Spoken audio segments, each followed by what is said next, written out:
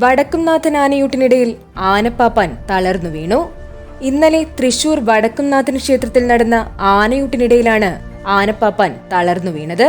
കൊല്ലം സ്വദേശിയുടെ ആനയായ പിച്ചി രാജുവിന്റെ പാപ്പാൻ ചുങ്കം ബിബിനാണ് ആനയുടെ മുന്നിലേക്ക് തളർന്നു വീണത്.